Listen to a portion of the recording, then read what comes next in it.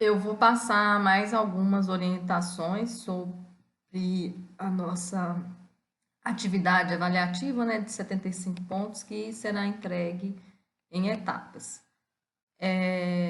O primeiro passo que eu tinha comentado com vocês, questão de vocês definirem um projeto arquitetônico, e eu dei sugestão àquele site que o link está aqui no primeiro slide.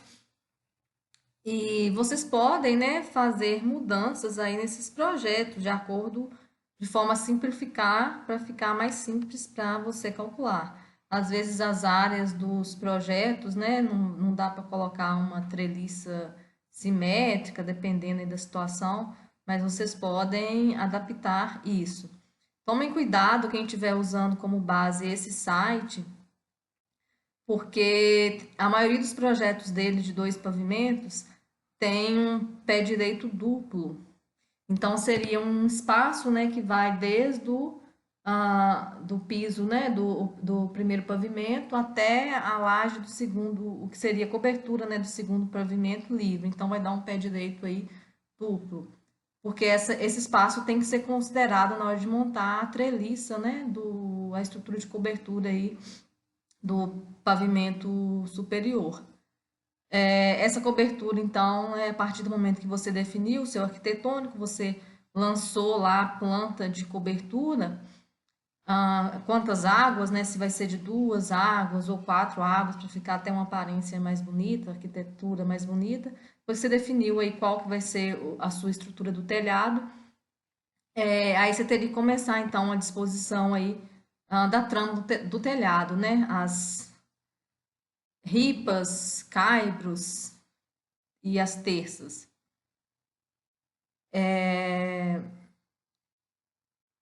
Eu vou colocar aqui na frente um pouquinho falando sobre o telhado de 4 águas e algumas considerações que vocês podem fazer. Só mostrando aqui algumas imagens, né, qual que é a ideia geral do projeto. Então, aqui uma edificação aqui de 2 pavimentos, né, bem simples, cobertura aqui com 2 águas. Então, enxergando por dentro seria mais ou menos isso. Mas no caso de vocês, né, aqui ele fez uma cobertura com as paredes aqui, ó, com 8 tons, né? Aqui a parede vai até o início do telhado. Então a cobertura fica mais simples, que é só ter as terças.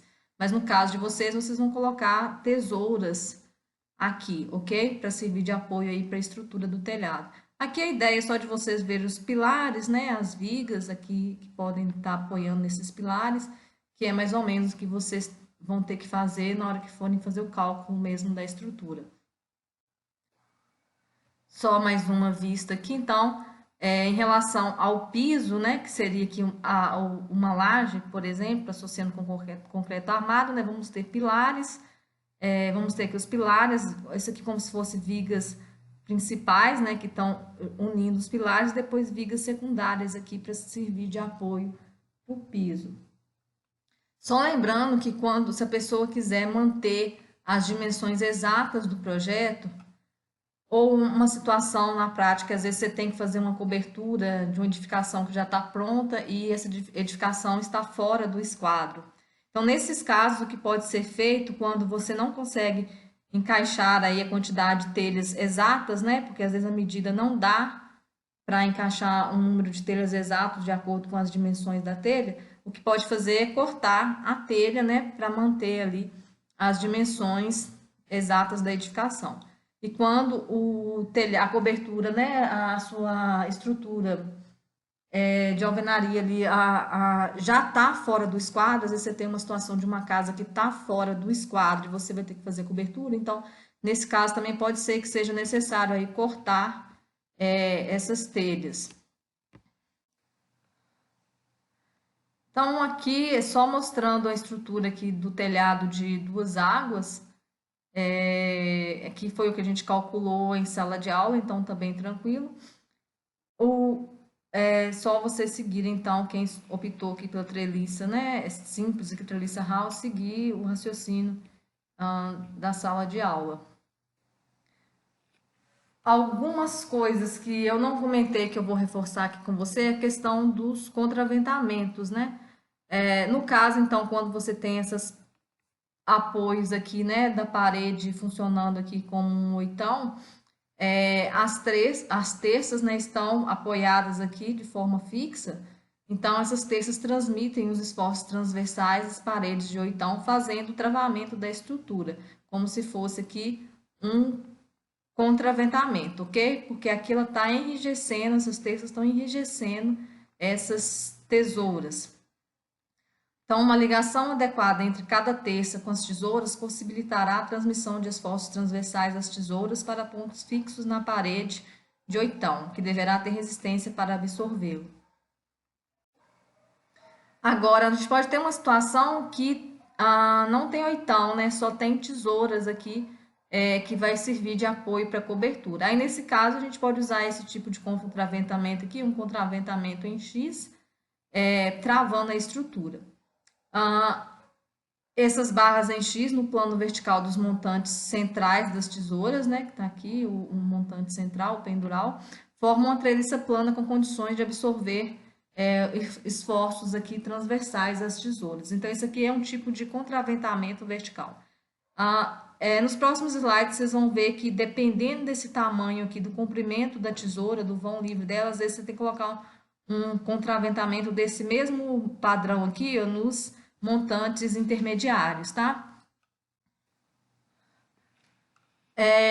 Aqui, essa imagem ilustra isso, ok? Mostrando como que a estrutura se deforma. Nesse caso aqui, ó, apenas um contraventamento no montante central não foi suficiente aqui para absorver as cargas transversais aqui do vento, e a estrutura, ela se deformou, né? Não travou essa estrutura de forma adequada, e as treliças principais aqui, elas se deformaram, flambaram, vamos dizer assim. Nesse caso, a gente teria que ter esses contraventamentos aqui também intermediários. É claro que na avaliação de vocês não vão calcular esses contraventamentos, acredito que não vai ter tempo, mas isso aqui é só para vocês terem noção de como ficaria um projeto mesmo, seguindo aí todos os critérios aí de estabilidade, né? Dessa questão aí também de ver as forças transversais aí devido ao vento. Então, só para ter uma noção. Aqui tem uns valores aqui de referência, né? Então, aqui a ideia é que seja em torno de vãos aí de 12 metros, um contraventamento central seria suficiente. Aí, para vãos maiores, ó, teria que ter esses contraventamentos intermediários, né? E nessa proporção aí, em torno de 6 metros, dependendo aí do tipo de telha. Esse contraventamento é o contraventamento em X, então, contraventamento vertical. Existe também essa outra possibilidade aqui, o contraventamento com mãos francesas. Ele é menos eficiente, mas de certa forma é mais simples de executar, né? Só essas mãos francesas aqui, ó, travando aqui a terça principal, a cumeira, né? E enrijecendo aí a estrutura. Às vezes é comum ter nas tesouras aqui de extremidade o contraventamento em X e os intermediários contraventamentos aqui com mão francesa. No próximo slide tem essa consideração. O telhado de 4 águas, que se alguém quiser calcular desse formato, então esse aqui é um modelo aqui que pode servir como referência para vocês calcularem um telhado de 4 águas. Então, ele é formado pelas tesouras principais, né? Essas aqui, ó. E esses elementos aqui que está definindo as águas aqui, né? As 4 águas. Então, na planta seria, então, aqui o 3, né? As tesouras principais. Aqui, na cumeira central, que vai ter na cumeira uma meia tesoura, que está mostrada aqui. Então, essa meia tesoura apoia nesse ponto e apoia aqui nessa tesoura principal. Tem também a tesoura de canto, que seria essa aqui, né? Uma peça aqui mais simples, né? Dependendo das dimensões, ela vai ter só esses 2 triângulos mesmo. E tem o espigão, que é como se fosse aqui uma terça, né, vamos dizer assim, uma peça aqui apoiando nas tesouras e apoiando aqui nessa tesoura de canto. Então, esse aqui é um modelo que vocês podem utilizar. Nesse vídeo aqui, tem uma explicação desse telhado, mostrando o detalhamento dele no AutoCAD. Então, assim, dá para você ter uma noção do que é esse detalhamento. Vocês não vão conseguir fazer esse detalhamento dessa forma, porque ele é um projeto executivo, então tem muitas informações, pecinhas de apoio que às vezes vão nesses elementos estruturais, os detalhes aqui dos encaixes. Então, é para vocês terem uma noção como que é o projeto mesmo completo executivo de um telhado. Mas aí dá para vocês tem algumas visualizações lá em perspectiva, em 3 dimensões, então dá para vocês terem uma noção de como esse telhado trabalha. Se vocês pesquisarem, vocês vão ver que tem outros modelos, tá? Tem modelo que às vezes põe essa tesoura, meia tesoura aqui, onde que está o espigão, e aqui também. Então, tem outras formas aqui de apresentação aqui de um telhado de 4 águas. Dependendo da estrutura, que a estrutura às vezes é mais simples, né? A área menor e tal, às vezes aqui só tem as tesouras principais, e aqui só tem umas estruturas mesmo de apoio para fazer essa água aqui. Terceira água. Então, aqui, né, só uma vista aqui melhor detalhando essas estruturas do telhado. Vocês observam que aquela slide anterior, a tesoura de canto aqui, era só 2 triângulos, né, a configuração dela. Essa aqui, por exemplo, já tem um nó intermediário aqui, esses nós intermediários, né? Então, aqui vai depender das distâncias, né, que tivesse vão para distribuir aqui de forma melhor essa tesoura. Em torno aqui, né, de 1,30 m, 1,5 m, nesse espaçamento aqui entre nós. Então, aqui só para visualizar, então aqui os contraventamentos, nesse caso, né, tem contraventamento aqui central e contravento intermediário. É daquele modelo que eu falei com vocês, né? Aqui tem um contraventamento em X e aqui tem as mãos francesas. Então, nas tesouras que seriam aqui de extremidade, tem contraventamento em X, e nas tesouras intermediárias, o contraventamento aqui em mão francesa. Só para vocês entenderem, né, como que esse contraventamento em X ele é importante quando você tem essa tesoura de canto. Porque como a gente está considerando que ela está apoiada aqui, né, nesse ponto, a gente vai ter uma reação horizontal, né? Porque quando incidir a carga de vento, né? Que é perpendicular aqui à barra inclinada do banjo superior. Então, vai ter componentes de força aqui na horizontal e na vertical. Aí, esse X, ele trava, né? Essa função aqui desse contraventamento de X, ele equilibra essas reações horizontais aqui dessa meia tesoura. No caso, o telhado de 4 águas. Então, o binário aqui, H1 e H2, vai tender, né, a girar essa tesoura, mas aí o contraventamento impede esse giro. Se essa, né, tesoura aqui girasse, ela ia arrastar, como as terças estão conectadas aqui a ela, então ela iria arrastar as demais tesouras. Aqui, então, assumindo que você definiu aí todos os seus elementos de cobertura, né? Espaçamentos, tipo de telha, etc. E partiu para o levantamento de cargas. Se você usou um telhado de 4 águas, as tesouras principais vai ser feito da mesma forma que a gente fez no exercício em sala de aula. Aí, essas tesouras de canto, vocês vão pegar aproximado, tá? Às vezes não dá para pegar muito exato nesse caso, a gente não necessariamente sabe qual parcela de carga vai para. Eu falei tesoura de canto, né? A meia tesoura, no caso, qual que vai para meia tesoura, qual que está indo para tesoura de canto e tal. Então, vocês pegam pela área de influência ali, ó, a parte que está descarregando nessa tesoura, tá? Tenta aproximar pela planta mesmo de cobertura e ver quais que seriam, então, as áreas de influência daquela parte de cobertura que estaria descarregando na meia tesoura. Então, esse aqui é aquele exemplo que a gente fez em sala de aula, essas informações aqui do carregamento permanente de grande variabilidade, GK. Provavelmente vocês podem ter aí 4 tipos de carregamento, né? Grande variabilidade, conforme foi nesse exemplo que a gente fez em sala de aula. Sobrecarga. E aqui, então, a carga devida ao vento, né? A gente considerou aqui um vento de sobrepressão, que tem um valor aqui bem menor, né, do que o vento de sucção, que estaria aí dando uma força maior na estrutura. Uma coisa que eu não falei, eu acho, durante as aulas, mas é importante a gente entender, é que quando você tem um telhado de telhas cerâmicas e as telhas são simplesmente apoiadas na cobertura, né, nas ripas, só encostadas, o vento ele não exerce influência na estrutura. Porque o que acontece quando a gente tem um vento muito elevado, de sucção, por exemplo? Ele vai arrancar essas telhas, né, e vai formar buracos ali no telhado que vai aliviar essa pressão do vento, então ele não vai danificar a estrutura porque essas telhas não estão conectadas à estrutura de madeira.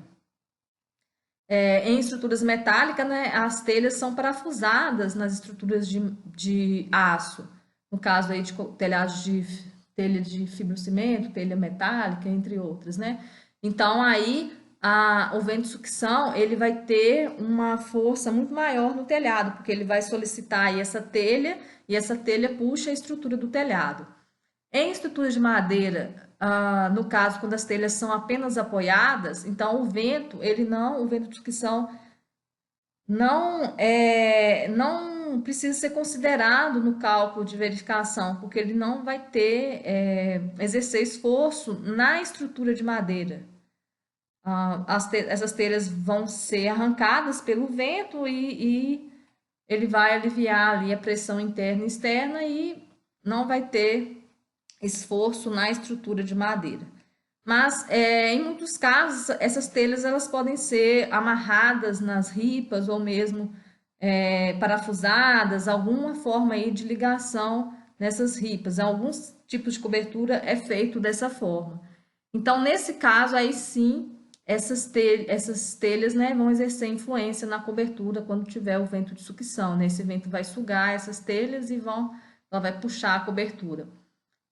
No nosso exemplo, vamos considerar que essas telhas que eu falei que vocês usarem telhas cerâmicas, elas estão presas na estrutura de madeira, tá? Alguma forma aí qualquer aí de fixação. Para que vocês possam fazer a verificação considerando aí o efeito do vento. Então, a partir do momento que você tem ali as suas tesouras com cada carregamento que está atuando nela, carga permanente, sobrecarga e vento, você pode fazer as combinações de ação, né? Você vai inicialmente jogar cada uma tesoura dessa no F-Tool, ver qual que é o esforço em cada barra devido a um desses carregamentos. Depois, a partir desses esforços nessas barras, que pode ser de tração ou de compressão, você faz a combinação de ação para cada barra, ok? Então, só para vocês entenderem, né, a primeira parte, então, após vocês terem feito o levantamento de carga, seria, então, de fazer o cálculo das ligações. Eu estou dando exemplos aqui de ligações por entalhe, foi o primeiro tipo que a gente calculou. Se algum de vocês quiserem fazer o exercício, fazer o projeto utilizando entalhes. Então, aqui relembrando os modelos de entalhes que a gente viu em sala de aula, né, na ligação do bando superior com o bando inferior, lembrando que o entalhe sempre vai ser uma peça que está descarregando uma força de compressão. Então, nesse caso, na combinação de ações, a resultante tem que ser de compressão, para utilizar esse tipo de entalhe. Por exemplo, nesse exemplo anterior, acho que o vento de sucção, talvez a carga permanente seja suficiente para anular esse vento de sucção e o resultante seja de compressão nesse caso. Se tiver uma situação que na combinação de ações vai dar uma resultante hora de tração, hora de compressão no bando inferior e hora de tração, né, quando o vento de sucção estiver agindo, aí você pode calcular um entalhe para a força de compressão, que provavelmente vai dar um valor maior aqui no bando superior, e de tração é como se você, por exemplo, se você usar aqui cobrejuntas pregadas, aí na hora de verificar esses pregos, eles têm que ser suficientes para resistir a essa força de tração. Se esse valor for muito pequeno comparado ao valor aqui da força de compressão, ele for mínimo, aí só esse estribo mesmo que está aqui amarrando a estrutura vai ser suficiente para absorver essa força. Então, aqui mostrando outras situações, né? Diagonal, no caso, ela é uma peça que está comprimida e ela vai ligar aqui também ao banzo superior que está comprimido. Então, aqui é o detalhe da ligação por entalhe. Então, esse estribo aqui com essa abraçadeira com esses parafusos seria para suportar a força de tração do montante aqui intermediário, pendural, aqui que tem uma força de tração. Ok? Então, aqui mais uma diagonal com o banzo superior, nesse caso aqui pode ser a primeira diagonal, né? Não tem montante aqui nesse ponto. Poderia ser a continuação desse nó aqui, por exemplo, tá vendo? Então, vai ligar no banzo superior, vai ligar no banzo inferior aqui também.